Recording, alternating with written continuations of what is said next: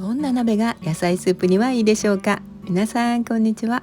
あなたはどんな鍋を使っておられますか？今回は私の手持ちの鍋をご紹介して、使いやすさ、ちょっと困ったところ、活用法をご紹介したいと思います。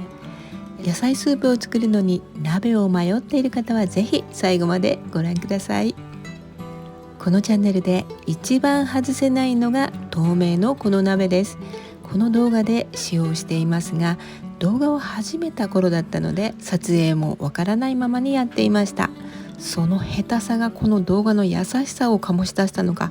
多くの方からこの鍋はどのメーカーのものですかとご質問を受けました。これはフランス製ビジョンのガラス鍋です。ミニフライパンとセットで30年ほど前に引き出物にいただいたのか、実家の倉庫に長年眠っていたのを動画を始めた頃使い始めました。今は蓋に取っ手がついて色も少し違っているように思います。同じものはメルカリのヴィンテージ品として出ていましたよ。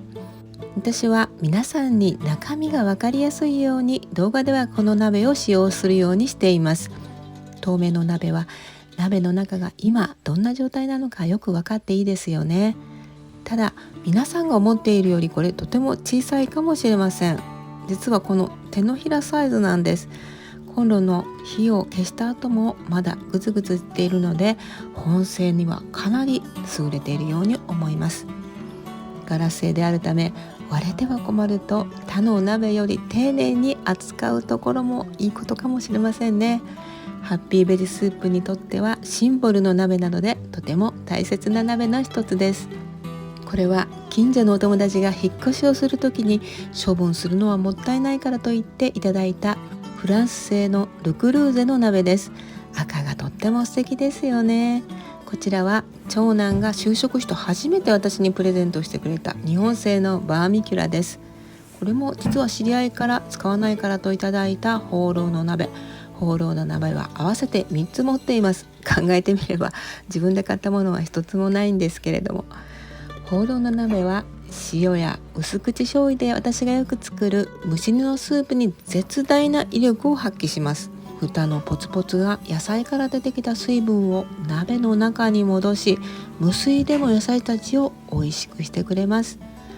ごく弱火でも保温性が優れているので、大量に作っても光熱費を節約できるように思います。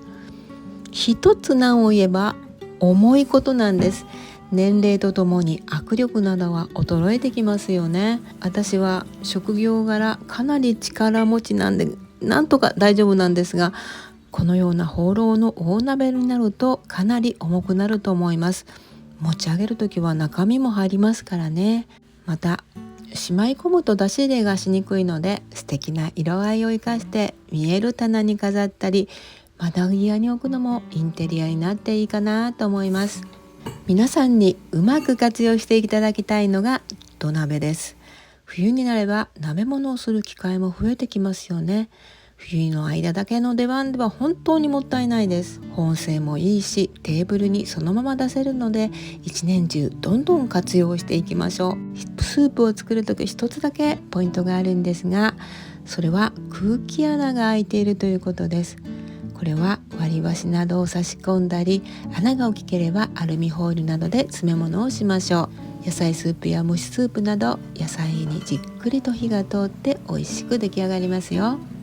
これらの鍋は私の自宅にあるものなんですが、実は私は母が年老いてきて一人で住めなくなってきたので、大半を実家で過ごしています。その実家のキッチンでも大活躍するのが柳総理のこの鍋です。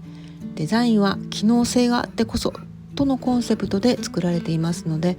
見た目に華やかさはありませんが、と言いながらグッドデザイン賞を受賞しているんですが、本当に無駄がないんですよね。ステンレス製ですので熱の通りもよく、片手鍋はベジブロスをこす時など両手鍋よりは便利でスムーズです。右利き左利きどちらにも対応しています。鍋の蓋を少しずらすと吹きこぼれ防止にもなります。ガス火専用なのでガスコンロの方にはおすすめです。耐熱ガラスの蓋だと野菜の煮え具合がよく分かって便利だと感じます。私は毎回ベジブロスを大量に作るので、このアムウェイの大鍋を使用しています。もう30年以上使っていますが、まだまだ使えます。長年頑張ってくれていますよね。華やかで野菜がとびきり美味しくなるホーローの鍋、機能性や耐久性に優れたステンレス鍋、日本のご家庭には一つはあるだろうという土鍋。この動画でもお伝えしたように、私はアルミの鍋は一つも持っていないのですが、あなたの家族人数や使う頻度なども考慮して鍋は選んでくださいね。野菜スープ作りの鍋で一番大切なのは、蓋がしっかりとできる鍋かどうかだと私は思っています。また気分によって鍋を変えて作ることもキッチンに立つ楽しさの一つでもあります。